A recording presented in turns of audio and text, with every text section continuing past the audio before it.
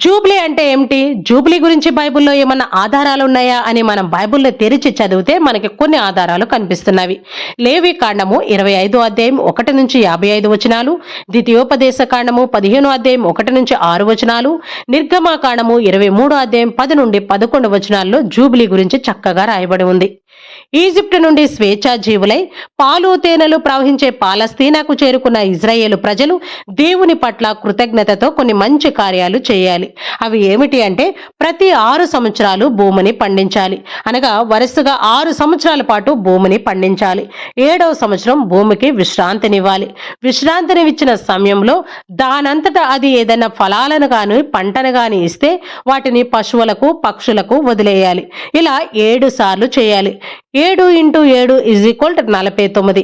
7 సార్లు చేస్తే 49 సంవత్సరాలు పూర్తవుతాయి.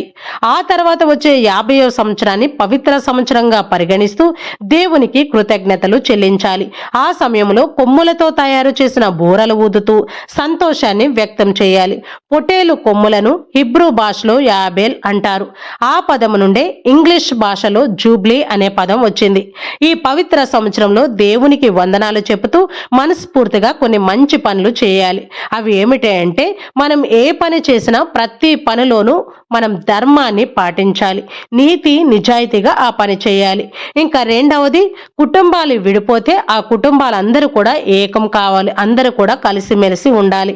ఇంకా మూడవది, వడ్డీ వ్యాపారాలు చేస్తూ ఇతరులను మనం బాధ పెడుతూ ఉంటే ఆ వడ్డీ వ్యాపారం అనగా ఇతరుల దగ్గర నుంచి మనం ఎక్కువ వడ్డీ తీసుకునే ఆ అలవాటును మానుకోవాలి.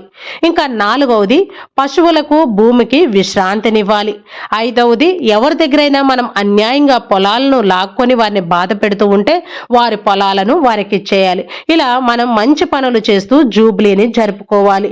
ఈ జూబ్లీని జరుపుకోవడంలో పరమార్థం కూడా మనం మంచి పనులు చేయాలి అనే మనకి బైబిల్ సూచిస్తూ ఉన్నది.